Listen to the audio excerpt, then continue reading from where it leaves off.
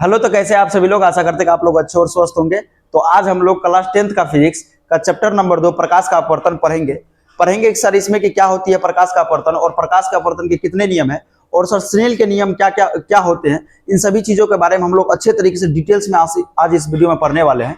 और इस चैप्टर से मोस्टली बिहार बोर्ड जो है लगभग 10 से 15 नंबर के क्वेश्चंस क्या करते हैं हर साल एग्जाम में सेट करते हैं। तो आप लोगों के लिए ये चैप्टर और ये वीडियोस आप लोगों के लिए बहुत ही बेस्ट होने वाला है। तो आप लोग ध्यान पूर्वक इस वीडियो को अच्छे तरीके से देखिएगा और ये सारा का सारा चीज आप लोगों को पूरे तरीके से समझ में आएगा। तो चलिए हम लोग स्टार्ट करते हैं। अपवर्तन सर किसे कहेंगे? अपवर्तन का मतलब होता है सर कि किसी भी चीज को मोड़ देना। क्या करना है? किसी भी चीज को मोड़ देना। अब किसका अपवर्तन है? तो सर प्रकाश का अपवर्तन। प्रकाश का अपवर्तन तो इसका मतलब किसको मोड़ेगा? तो सर प्रकाश को मोड़ेगा। किसको मोड़ेगा? तो प्रकाश को मोड़ेगा। अब देखिए इसका परिभाषा हम कैसे कह सकते हैं कि सर जब प्रकाश की किरण एक माध्यम से दूसरे माध्यम में जाती है तो प्रकाश की किरण क्या होती है? मुड़ जाती है। क्या होती है? प्रकाश की किरण मुड़ जाती है। तो इसी घटना को हम लोग क्या बोलेंगे? प्रकाश का अपवर्तन। इसी चीज को हमने यहाँ पे अच्छे तरीके से लिख दिया है कि सर जब प्रकाश एक माध्यम से दूसरे माध्यम में जाती है तो प्रकाश की किरण क्या होती है? तो सर मुड़ जाती है। क्या हो जाती है? टिल हो जाती है। टिल मतलब मुड़ना, मुड़ जाती है। इसी घटना को सर हम लोग क्या बोलेंगे? तो सर प्रकाश का अपवर्तन बोलते हैं। अब ध्यान दीजिएगा, माध्यम शब्द का यहाँ पे यूज किया गया है। माध्यम का मतलब होता है सर कि माध्यम का मतलब सर यहाँ पे क्या? तो माध्यम को इंग्लिश में क्या बोलते हैं? मीडियम। माध्यम मतलब यहाँ पे माध्यम क्या क्या हो सकती है? तो सर निर्वात या शून्य हो सकता है। निर्वात को ही शून्य बोलते हैं। जहां पे कुछ भी चीज नहीं अवेलेबल होता है उसी को क्या बोलते हैं? निर्वात। क्या होती है? निर्वात। निर्वात में प्रकाश की चाल लगभग 3 लाख किलोमीटर पर सेकंड होता है। कितना होता है? 3 लाख किलोमीटर पर सेकंड। ये ऑब्जेक्टिव में पूछा गया हुआ है कि बताइए प्रकाश की चाल निर्वात में कितना किलोमीटर है? तो सर 3 लाख किलोमीटर पर सेकंड है। ठीक ना। उसके बाद हवा भी एक माध्यम हो सकती है, पानी भी एक माध्यम हो सकती है, सर कांच भी एक माध्यम हो सकती है और तेल भी एक माध्यम हो सकती है। ठीक ना। आइए हम लोग अपवर्तन को एकदम फिगर के माध्यम से समझते हैं। जैसे हमारे पास दो माध्यम है, एक हवा है और एक पानी है सर। तो प्रकाश की किरण क्या हो रही है? हवा से, ध्यान दीजिएगा यहाँ पे हवा और पानी है और देखिए बीच में ये क्या है? एक ऐसा पॉइंट है, एक ऐसा क्या है स्थान है जहां पे हवा और पानी क्या होगा? दोनों एक दूसरे को अलग करेगा। करेगा कि नहीं करेगा? बिल्कुल करेगा सर। तो इस बिंदु पे देखिए, ध्यान दीजिएगा, जैसे प्रकाश की किरण आके टकराएगी तो ये क्या हो जाएगी? मुड़ जाएगी। क्या हो जाएगी? ये मुड़ जाएगी। ठीक ना। जैसे प्रकाश की किरण यहाँ पे टकराए और ये क्या हो जाएगी? मुड़ जाएगी।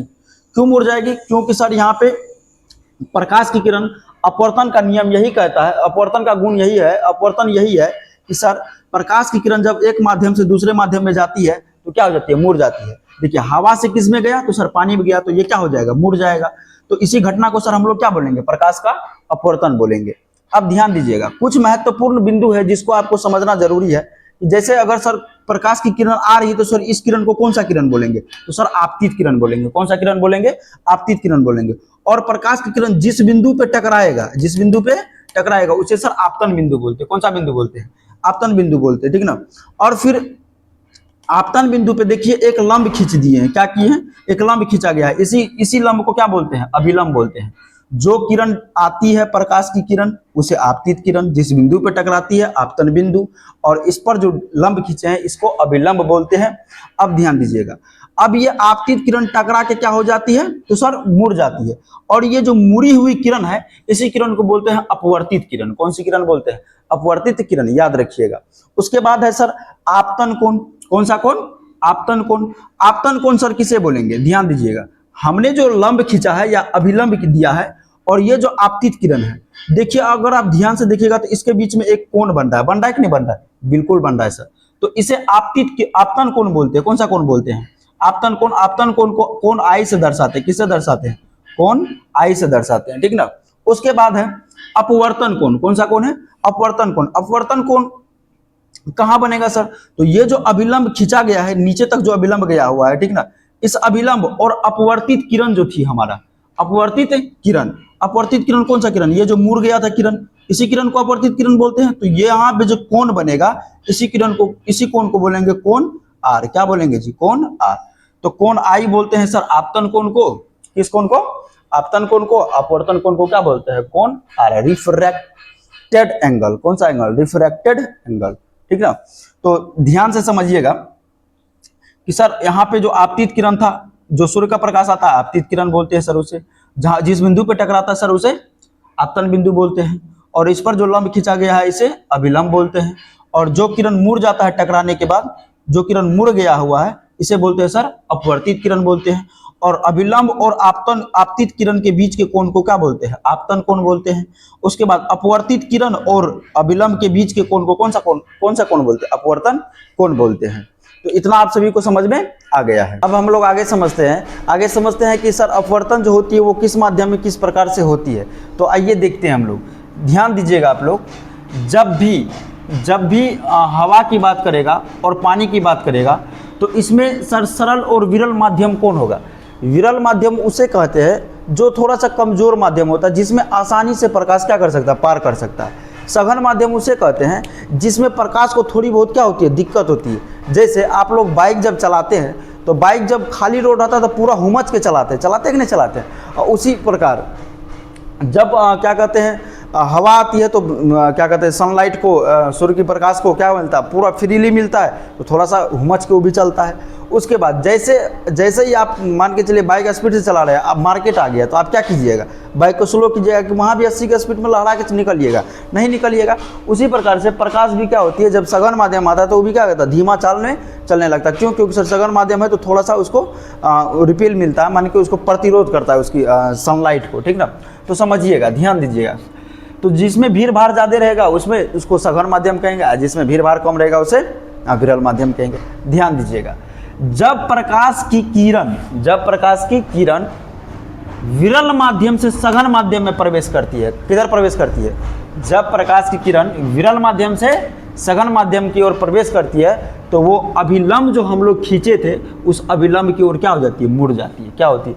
अभिलंब के नज़दीक आ जाती है। क्या आ जाती है? अभिलंब के नज़दीक। जैसे देखिए यहाँ पे लिखे, जैसे हमारे पास दो माध्यम है, एक हवा है और एक पानी है। क्या है? हवा और पानी है। तो हवा इसमें सर हो गया कौन सा माध्यम? विरल माध्यम, सिंपल सा नॉर्मल सा माध्यम। इसके तुलना में पानी के तुलना में अब पानी क्या हो जाएगा? सघन माध्यम हो जाएगा। पानी क्या हो जाएगा? सघन माध्यम। तो जब हवा से सूर्य का प्रकाश पानी की तरफ अगर अपना क्या कहते हैं अपना रुख मोड़ेगी तो क्या हो जाएगा? अभिलंब जो होगा जिस बिंदु पर टकराएगा उस आपतन बिंदु पे जो अभिलंब खींचे थे उस अभिलंब क्या हो जाएगा? उस अभिलंब की ओर मुड़ जाएगा। देखिए जाना था इसको ऐसे तो, लेकिन ये क्या हो गया? बहुत ज़्यादा मुड़ गया इधर। तो ये हमारा क्या हो गया? Point number 1।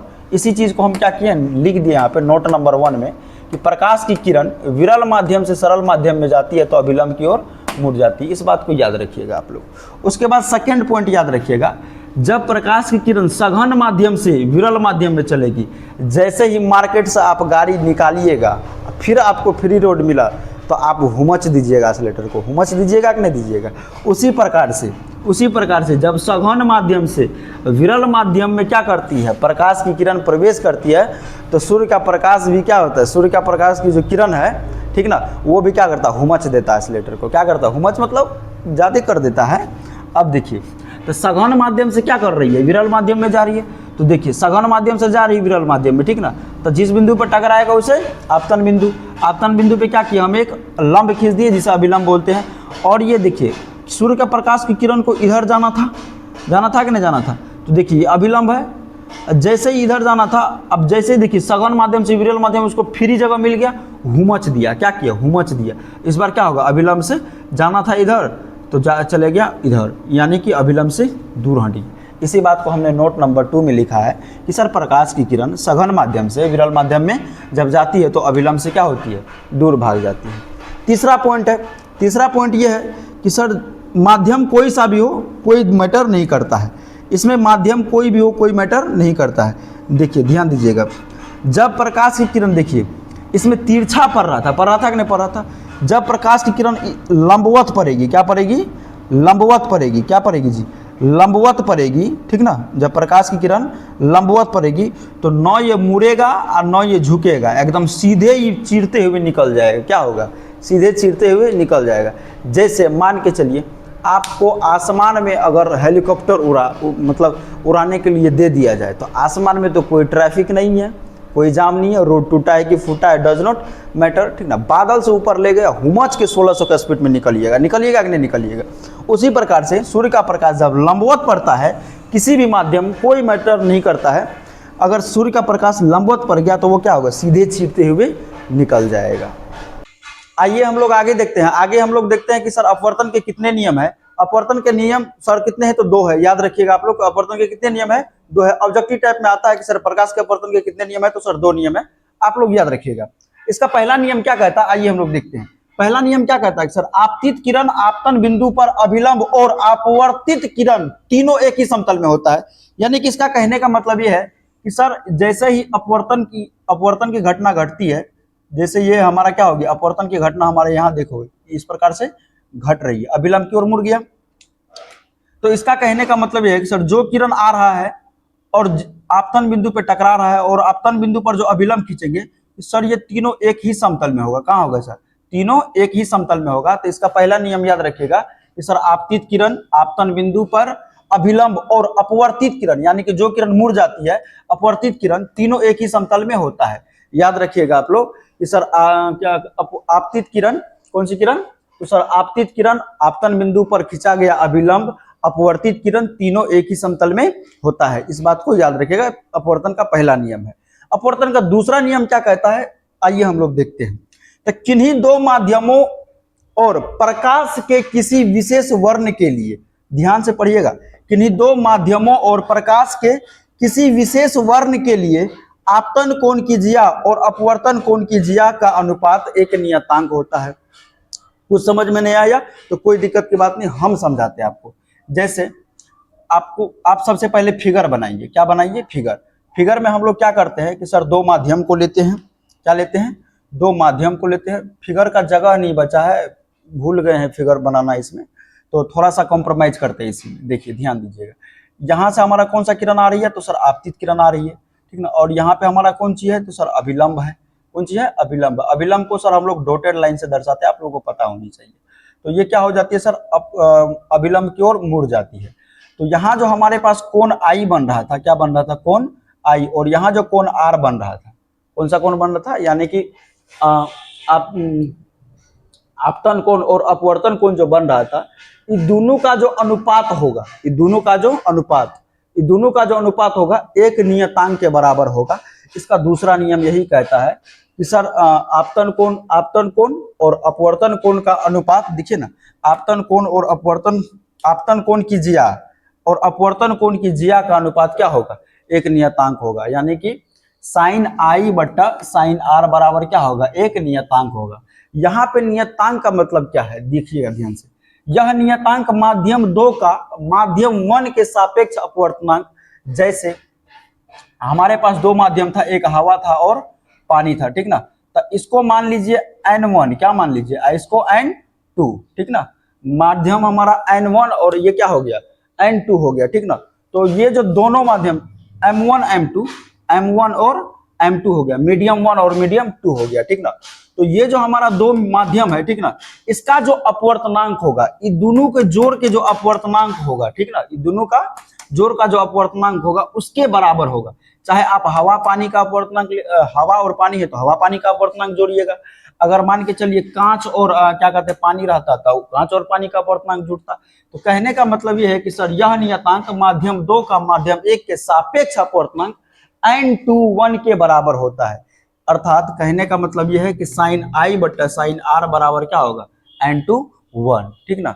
इसे ही हम लोग क्या कहते हैं, स्नेल का नियम कहते हैं। क्या कहते हैं, इसे ही हम लोग स्नेल का नियम कहते हैं। जब अगर यदि आपके क्वेश्चंस में आ गया कि सर स्नेल का नियम किसे कहते हैं, तो आप ये मत बोलिएगा, बहुत विद्यार्थी यही गलती करता है कि सर अपवर्तन के दूसरे नियम को स्नेल का नियम कहते हैं। तो ये आपका सटीक जवाब नहीं हुआ। आपको पूरा रूप से लिखना पड़ेगा अपवर्तन के दूसरा नियम को, उसके बाद पूरा का पूरा ये लिखना पड़ेगा, ये साइन आई बट्टा साइन आर बराबर एक नियतांक, यहाँ पे डिफाइन करना होगा कि N21, ठीक ना। उसके बाद लिखेंगे कि सर इसे ही स्नेल का नियम कहते हैं, और उसके बाद फिगर बना देंगे। या तो पहले आप फिगर बना दीजिए, क्या करना है, पहले फिगर बना देंगे एक अच्छे तरीके से, ठीक ना। पहले फिगर बना देंगे, उसके बाद क्या करेंगे, इसके अपवर्तन के दूसरे नियम को लिख देंगे, उसके बाद साइन आई बटा साइन आर बराबर लिख के उसके बाद लिखेंगे इसे स्नेल का नियम कहते हैं। तो आपको 2 नंबर पक्का मिल जाएगा। तो आई होप ये सारा का सारा आपको समझ में आया होगा। तो अब हम लोग नेक्स्ट क्लास में मिलेंगे। विशेष आज के लिए ही तक। आप लोगों से 2 क्वेश्चंस है। 2 क्वेश्चंस ये है कि आप लोग बताइए कि बाल्टी में जब पानी भरा होता है तो इसका पेंदी ऊपर उठा हुआ क्यों दिखाई देता है। और दूसरा नंबर ये कि सर पानी में जब मछली होता है तो मछली होता कहीं और है और दिखता कहीं और है, ऐसा क्यों होता है। यानी कि ये दोनों घटनाएं क्यों दिखती है और एक क्वेश्चन ले लीजिए। क्वेश्चन एक और ये है कि सर बाल्टी में रखा हुआ एक सिक्का सर ये ऊपर उठा हुआ क्यों दिखाई देता है। इन तीनों क्वेश्चन का आंसर आप लोग कमेंट सेक्शन में फेंक के मारिए। तो आज के लिए यहीं तक, फिर विशेष मिलेंगे नेक्स्ट क्लास में। जय हिंद, जय भारत।